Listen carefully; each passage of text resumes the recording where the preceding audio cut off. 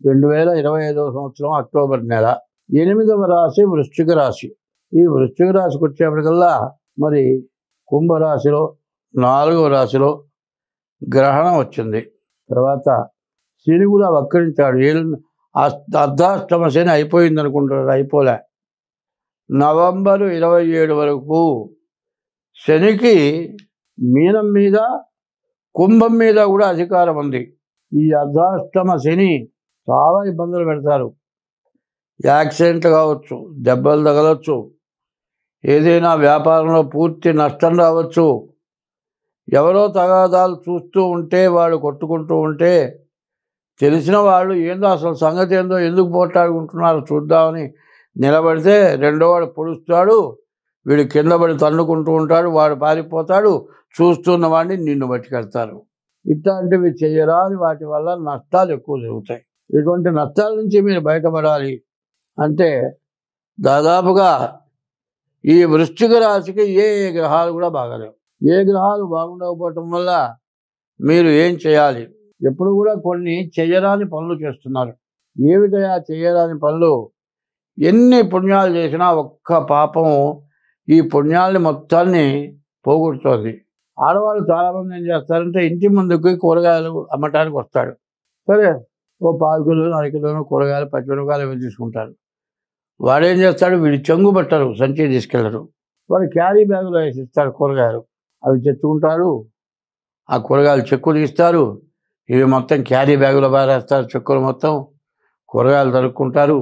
ఇంటి నిండా పడతాయని మొత్తం చెక్కులు మొత్తం క్యారీ బ్యాగులో వేసి ముడి పెడతారు. అవి తీసుకెళ్ళి రోడ్డు మీద ఇసిరేస్తారు. ఆవులు వస్తున్నాయి, ఆవులను కొంటున్నారు. ఆవుల పాల వల్ల వచ్చే నష్టం, పాల వల్ల వచ్చేటువంటి ఆదాయం ఆవుని మేపటానికి చాలదు.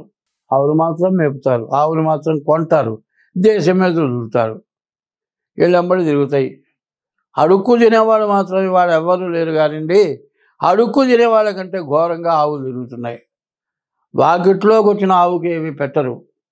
ఇట్లా తోటకూర కాడలో, ఆకుకూరలో, లేకపోతే కూరగాయల చెక్కులో క్యారీ బ్యాగులో మూటగా వారేస్తే అవి చూసి తినటానికి ఉపయోగపడతాయని నోటితో పట్టు కొరికితే లోపల ఉన్నటువంటివి రావు. అట్లా నవిలి మింగేసేస్తుంది. క్యారీ బ్యాగుతో సహా ఆవుకి కడుపులో పోతుంది, ఆ పేగుల్లో పట్టేస్తుంది. ఆ పట్టేసి ఆవు చచ్చిపోతుంది.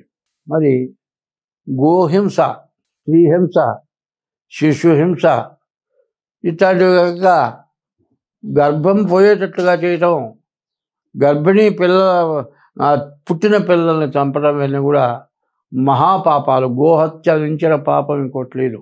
అటువంటి పాపం తెలియక చేస్తున్నారు. నేను చెప్పింది బాగా వినండి. క్యారీ బ్యాగులో కూరగాయ చెక్కులు కానీ అవి వేసి కింద పోకుండా ముడేసి రోడ్డు మీద పడేయద్దు. క్యారీ బ్యాగులు ఇష్టం వచ్చినట్టు పడేయద్దు. అందులో ఏదైనా వేస్తే ఆవులు కానీ ఏ జీవరాశులైనా సరే ఎప్పుడూ కూడా అట్లాంటివి చేస్తే చాలా ఇబ్బంది కలుగుతుంది. కొన్ని జీవరాశులు చచ్చిపోతాయి. ఎందుకంటే ప్రాణిషు సద్భావనాస్తు అన్నారు. ప్రతి జీవరాశిలో ప్రాణం ఉంది. ఆ ప్రాణిని హింసించకుండా ఆ ప్రాణి కూడా బతకాలని మనం కోరుకొని మన చేతనైతే ఆహారం పెట్టాలి. లేకపోతే గడ్డో గాదో తిని అవి బతుకుతాయి. ప్రాణిషు సద్భావనాస్తు విశ్వస్య కళ్యాణమస్తు. ఎన్ని జీవరాశులు, పాము దగ్గర నుంచి ఎత్తేల దగ్గర నుంచి ఏ జీవరాశిని హింసించి చంపే హక్కు మనకు లేదు. అటువంటి పనులు చేయటం వల్ల మరి చాలా ద్రోహం. ఇట్లాంటి వరదలు ఇట్లాంటివి రావటానికి చాలా అవకాశం కనపడుతుంది. ఎక్కడి దాకా వద్దండి, పుట్టల్లో ఉన్న పాములు వాళ్ళు ఏం చేస్తున్నాయి, ఇళ్లలో పోతే జనం కొడతారని చెట్లెక్కి కూర్చొని బతుకుతున్నాయి. ఆ పుట్టలో నీళ్ళు పోయినాయి, పుట్టలో ఉండటానికి వీల్లేదు, పాములు చెట్లెక్కి కూర్చున్నాయి. ఇంట్లో చెట్టు మీదకి పాము వచ్చింది కొడదామంటే అది చాలా తప్పు. వాయు భక్షణ, గాలి పీల్చుకొని బతుకుతుంది సర్పం. సర్పాన్ని చంపడం చాలా తప్పు. ఎయిడ్స్ వ్యాధికి పాము మందు, పాము విషము, తేలు విషం వాడి ఎయిడ్స్ వ్యాధితో చచ్చిపోయే వాళ్ళని బతికిస్తున్నారు. మరి అటువంటి జంతువులను చంపచ్చా? చంపకూడదు. కాబట్టి ఈ వృశ్చిక రాశి వాళ్ళకి పూర్తిగా బాగాలేదు. ఏం పని చేయొద్దు, ఇంట్లో తిని కూర్చోండి. అట్లా కనుక ఏ వ్యాపారం చేసినా మరి లాభం రాకపోగా ఉన్నది మొత్తం పోతుంది. క్రీడా ప్లాట్ఫారం అవుతారు. స్వస్తి. ప్రతి రాశి వాళ్ళకి, ప్రతి వ్యక్తికి, ప్రతి జీవరాశికి ఇప్పుడు చాలా కష్టం వచ్చింది. కుక్కలు ఉన్నాయండి, అవి బజార్లో ఉంటాయి. ఎవరన్నా పెట్టిన తిని పడి ఉంటాయి.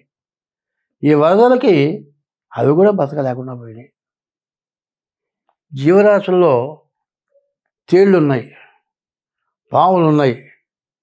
అసలు చెప్పాలి అంటే భూమి లోపల 21 లక్షల జీవరాశులు ఉన్నాయి. భూమి పైన 21 లక్షల జీవరాశులు ఉన్నాయి. ఆకాశంలో 21 లక్షల జీవరాశులు ఉన్నాయి. సముద్రంలో 21 లక్షల జీవరాశులు. భూమి లోపల, భూమి పైన, ఆకాశంలో, సముద్రంలో ఈ 4 రకాలు 21 84 లక్షల జీవరాశులు. ఈ 84 లక్షల జీవరాశులు కూడా ఇవాళ బాధపడని జీవరాశి అంటూ ఏదీ లేదు. ఇంత కష్టం ఎందుకు వచ్చింది? ఎవరికి వాళ్ళు బాధలు వచ్చినాయి. ఏ రకంగా బయటపడతాం? రోజు కూలికి పోయేవాడికి 2 నెలల నుంచే వర్షాలు. కూలి పని చేసుకుంటానికి లేదు. ఏ పని చేసుకుంటానికైనా ఇబ్బందే, ఎక్కడికి పోవటానికైనా ఇబ్బందే. మరి ఏమీ జరగట్లేదు. దాదాపుగా ఏ వృత్తి చేసేవాళ్ళకైనా వాళ్ళకు ఎప్పుడు వచ్చేదానికంటే 1/4 కూడా రావడం చాలా కష్టమైపోయింది. కొంతమందికి అసలు ఆదాయమే లేదు, తినడానికి తిండి లేదు, పస్తులు పడుకునే పరిస్థితి వచ్చింది. నీళ్లలో మునిగిపోయి, నీళ్లలో కొట్టుకుపోయి, వరదల వల్ల చచ్చిపోయి ఎన్నో బాధలు పడ్డారు. ఇన్ని బాధలు ఎందుకు వచ్చినాయి? నువ్వు చేశానా, నేను చేశానా, ఎవరు చేశారు అని ఆలోచించుకోవాలి. ఇదంతా చేసింది మనమే. నీరు పళ్ళ మెరుగు, నిజము దేవుడు ఎరుగు అన్నారు. పళ్ళల్లో ఇల్లు కట్టావండి, నీళ్ళు పోకుండా ఆపావు. ఆ నీళ్ళు బ్లాక్ అయిపోయినాయా? నీరు పళ్ళ మెరుగు, నిజము దేవుడు ఎరుగు. నువ్వు నిజం చెబితే మాత్రం నువ్వు నిజం చెప్పావో అబద్ధం చెప్పావో దేవుడికి తెలుసు. అబద్ధం చెబితే దేవుడు స్వీకరించాడు, నిజం చెబితే దేవుడు స్వీకరిస్తాడు. ఇది ఎందుకు ఇట్లా వచ్చింది, ఎందుకు ఇట్లా వచ్చింది అనే దాన్ని కొంచెం 2 ముక్కల్లో చెబుతాను, ఆలకించండి. కుక్కలు ఉన్నాయి, బెరగొడ్లు ఉన్నాయి, రకరకాలైన జీవరాశులు ఉన్నాయి. వాటికి సంభోగం చేయటానికి, సంతానం ఉత్పత్తి కలగటానికి దానికి కొంత టైం ఇచ్చారు. ఆ టైంలోనే ఆ జీవరాశులు కలుస్తున్నాయి. మిగతా టైంలో ఆ జీవరాశులు ఆడ జీవరాశికి మగ జీవరాశి ఆడ జీవరాశి జోలికి పోవటం లేదు. మనం చూస్తున్నాం. చిత్తగార్తెల్లో కుక్కలు అంటారు. ఇట్లా ఉంటుంటే చిత్తగార్తె కుక్కల కంటే మనం ఘోరమైపోయినాము. మిమ్మల్ని ఎవరిని అంటలే, అందరూ, నేనే కాదు నా పిల్లలు కూడా కావచ్చు, అందరూ ఇట్లా తయారైపోయినారు. ఏమిటి? ఎప్పుడు కూడా వివాహ వ్యవస్థ చిన్న భిన్నమైపోయింది. వివాహం పెద్దల సాంప్రదాయం ప్రకారం జరగటం లేదు. ఎవరు ఇష్టం వచ్చినట్టు వాళ్ళు చేసుకుంటున్నారు. చీడ పెళ్ళయిన తర్వాత భార్యను చుట్టం లేదు, తల్లిదండ్రులకు అన్నం పెట్టడం లేదు, తల్లిదండ్రులు వెళ్ళగొడుతున్నారు, కొన్ని చోట్ల వృద్ధాశ్రమంలో చేరుస్తున్నారు. బాగా చదువుకొని ఉద్యోగం చేస్తూ విదేశాల్లో ఉండేవాళ్ళు తల్లిదండ్రులు చచ్చిపోతే వచ్చి అంత్యక్రియలు చేయడానికి కూడా మాకు ఖాళీ లేదు, మేము రాము, ఎవరన్నా చేయండి, వీడియోలో చూస్తూ ఉంటున్నారు. నిన్ను కని పెంచి పెద్ద చేసి సర్వస్వం ధారబోసి విద్య బుద్ధులు చెప్పించిన తల్లిదండ్రుల్ని నువ్వు చుట్టలేదు. సరే, పెళ్లి చేసుకున్న తర్వాత భార్యతో కూడా నీవు సక్రమంగా పిల్లలు పుట్టిన తర్వాత కొంతకాలం గడిచిన తర్వాత భార్యను వదిలిపెట్టి పరస్త్రీ వ్యామోహంతో తిరుగుతున్నావు. ఇది చెయ్యతగిన పనా? చెయ్యతగని పనా? చేస్తే మనకేమొస్తుంది, చేయకపోతే ఎట్లా ఉంటాం? ఇటువంటి తప్పుడు పనులు మనం ముందు మానుకోవటం అవసరం. తర్వాత ప్రతి ఇంటికి దైవం ఉన్నాడు. కొంతమంది రాముడిని పూజిస్తారు, కొంతమంది శివుణ్ణి పూజిస్తారు, కొంతమంది విష్ణువుని పూజిస్తారు, కొంతమంది అమ్మవారిని పూజిస్తారు. ఎవరి ఇష్టదైవాన్ని వాళ్ళు పూజిస్తారు. అదే కాకుండా ఇప్పుడు వస్తున్న పరిస్థితి ఏమిటంటే, చదువుకున్నావు దేనికిరా అంటే ఉద్యోగం కోసం, చదువు విజ్ఞానం కోసం కాదు. అజ్ఞానం అంటున్నారు, అజ్ఞానమైన చదువు చదువుతున్నారు, జ్ఞానమైన చదువు చదవటం లేదు. రామాయణం, భారతం, భాగవతం ఇట్లాంటి తొమ్మిది శతకం ఇట్లాంటివి ఉన్నాయి, వేమన శతకం, ఇవన్నీ కూడా జ్ఞానాన్ని ఇచ్చేవి. ఇవి చదవటంలా, ఎవరితో ఎట్లా మెలగాలి తెలియటంలా. ఇట్లా పాపం ఎక్కువైపోయింది. ఈ పాపం ఎట్లా ఉందంటే, చదువుకునే పిల్లలు గర్భవతులై పిల్లల్ని కానీ చెత్త గుంటల్లో బారేసి పిల్లల్ని, పుట్టిన పిల్లల్ని, ఎంత ఘోరాతి ఘోరమైన పనులు జరుగుతున్నాయి. ఈ ఘోరాతి ఘోరమైన పనుల వల్ల మహాపాపం పెరగటం వల్ల భూదేవత భరించలేక ఇట్లాంటి ఉపద్రవాలు వచ్చినాయి.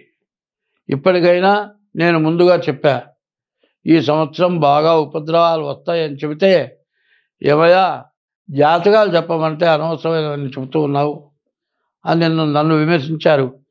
ఇవాళ ప్రపంచం మొత్తం, మన భారతదేశం మొత్తం అమర్నాథ్, హరిద్వార్, హృషికేశ్, కాశీ, ఉత్తరప్రదేశ్, దక్షిణ దేశం మొత్తం జలమయమైపోయి రకరకాలైన బాధలు పడుతున్నాం. ఇప్పటికైనా మనం చేరుకోవాలా, మనం బాగుండాలా, మనం బతకాలా, మన పిల్ల జల్లా బతకాలా, మన ఇల్లు వాకిళ్ళు ఉండాలా అనే కోరిక ఎవరికైనా ఉంటే మీ ఇష్టదైవాన్ని పూజించండి. తల్లిదండ్రులకు అన్నం పెట్టండి. తల్లిదండ్రులను హింసించబాకండి. పరస్త్రీ వ్యామోహంతో భార్యని బాధ పెట్టబాకండి. ఇవన్నీ మానేసి నీ ఇష్టదైవాన్ని పూజించండి. ఎప్పుడు కూడా జీవితమున సగభాగంబు నిద్దులకే సరిపోవు, మిగిలిన ఆ సగభాగంబు చిత్తశుద్ధి లేకపోవు. అతి నిద్రాలోలుడు తెలివిలేని మూర్ఖుడు పరమార్థం కానలేక నిద్రతో చెడతాడు. 12 గంటలు మెలుగుతూ ఉంటే 12 గంటలు పనిచేస్తున్నావు, 12 గంటలు నిద్రపోతున్నావు.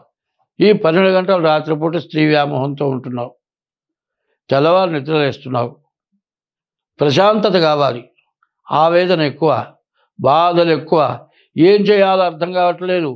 మరి తన వృత్తిలో ఏమీ సాగటం లేదు, తలకాయ నొప్పి, కోపం ఎక్కువ వస్తోంది, ప్రశాంతత లేకుండా పోయింది. ప్రశాంతత లేకుండా అశాంతి ఎక్కువై శాంతి లేక బాధపడుతూ ఉన్నారు. అందరం శాంతిగా ఉండాలి, అన్ని జీవరాశులు బాగుండాలంటే ఇష్టదైవాన్ని పూజించండి. ఎప్పుడు కూడా ఒక మంత్రం, ఓం నమః శివాయ, ఓం నమో భగవతే నారాయణాయ, ఇట్లా శ్రీరామ రామ రామ, ఇట్లా మంత్రాలు ఉన్నాయి.